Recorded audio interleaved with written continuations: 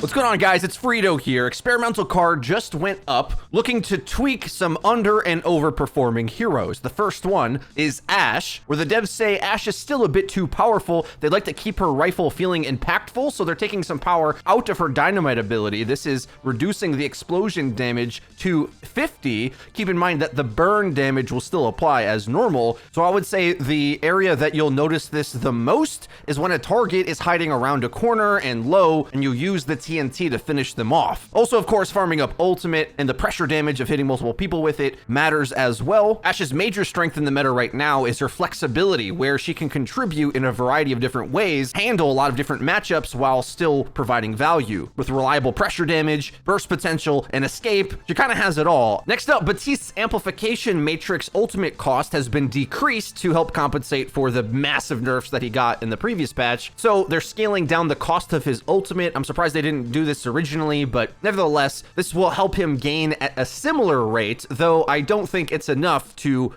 reproduce the insane ult charge that he used to have. And in truth, I think unless we're actually in a poke meta, which we're not, we're in a rush meta, Baptiste's ultimate doesn't look that great. So even when he does get it faster, I don't know if his kit necessarily applies or is necessary at any point to how the game's getting played right now. So in that regard, I don't think this buff will do any damage, and in fact, they might even ramp it up a little bit more if they want to help Baptiste out. The next buff is kind of wacky. McCree's combat roll can now be activated midair, and it got a distance buff by 20%. Now, these two buffs help McCree in two distinct matchups. The distance, where he gets to roll farther now, means that up against a character like Reaper, being outside of the effective Hellfire shotgun range is everything, so getting just a little bit farther away from Reaper gives McCree an extra chance to counter him, rather than having his Flashbang dodged by Wraith form and Reaper overwhelming him in close range. The other matchups is up against dive crowd control heroes like Wrecking Ball and Doomfist, who used to be able to bobble him up in the air and make him an easy focus fire target, not just for the team, but also just themselves in the 1v1, cleaning him up pretty easily. Now he'll be able to use roll while mid-air up against uppercut and pile driver, which again, just like Reaper, means that he can get farther away from those primary fire follow-up on those abilities. So in those interactions and more, McCree will be a lot more durable. This is something they played around before, trying to give him the fat McCree patch that never actually went through, sort of a different version of it. Seems pretty powerful, and I kind of like the concept, to be fair.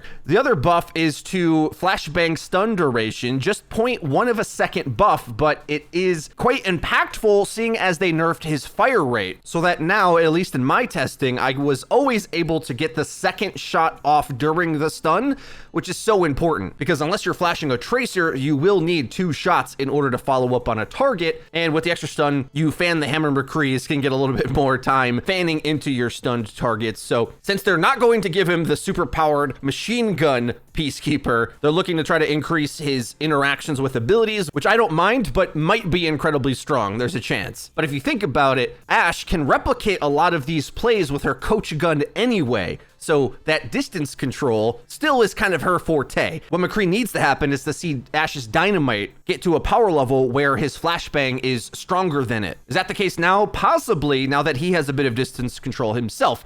Keep in mind that the combat roll isn't just to be used defensively. You can roll in aggressively now to land a stun fan. That's a play that Ashe can't do. So we'll see how that pans out. Next buff is to Orisa, where they're undoing some of the nerfs they did before. The devs say they're increasing the projectile speed to help Orisa's weapon feel more responsive, reducing the need to lead targets. We found that recent adjustments to Orisa's abilities were more impactful than we originally anticipated and have increased her armor to compensate. I'm not a fan of this change. I think the truth is the community is slow to learn multiple comps at once. I mean, who can blame them? We're not Overwatch League players over here grinding out every comp for every different map. There's just too much to learn at once. We have a very balanced patch right now, and I don't want to see Orisa just get the stats to easily be able to invade on the other tanks' playstyles, and instead let her be good at her niche skill set, because, well, Orisa played best, in my opinion, when she was a niche character on a specific map. And even on the live game right now, if you have a full firepower backline, Mercy, Zen, Widow, and like a spam DPS, Torb or Junkrat or something, as long as it's a long range map or you're playing from high ground, Orisa still does that job. This is an area where I think getting performance stats from ranked gameplay can be quite a mistake because,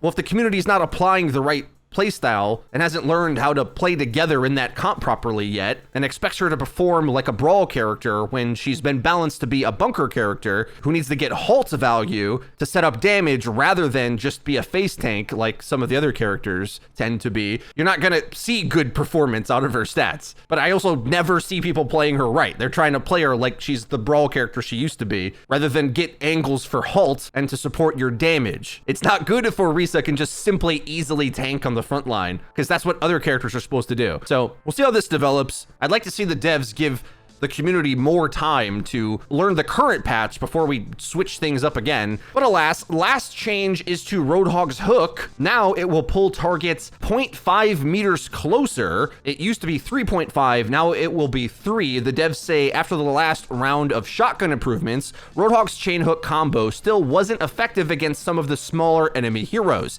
This change pulls targets closer to melee range for swifter, more reliable combo execution. So one of the bigger offenders for this being problematic is up against a strong high tier character, Sombra. On live, Roadhog really struggles to kill Sombra, and frankly, I think you still will, even with this improvement. Granted, you are supposed to walk forward during your chain hook combos to maximize the damage, but due to crowd control and the chaos of the fight, sometimes everything doesn't line up perfectly like you want it. So I still think this could get tuned a bit. If you followed Overwatch through the years, Roadhog and how he interacts with Hook has been changed like 100 times. We might be in for that kind of tweaking again, because they can't simply just give him damage stats, then he just rolls over all the tanks. So instead, rewarding landing the hook on a squishy with consistency is definitely the call. I think half a meter more might just do the trick. And that's everything for the experimental card. Let me know your thoughts on this new patch in the comment section down below. What do you think of Super Roll McCree? It does look kind of hilarious for him to be able to roll midair, but hey, it's Overwatch, right? The whole game is kind of crazy, so I don't mind it. If you enjoyed the video, please be sure to leave it a like. It really does help us out, lets us know that you're enjoying the content. If you haven't already, hit subscribe and be sure to hit the bell icon to actually get notified when our videos go live. Link to the description is our Twitter, where we tweet out news, updates, and dank memes. That's been it for me. I've been Frito for Your Overwatch. We'll see you guys next time.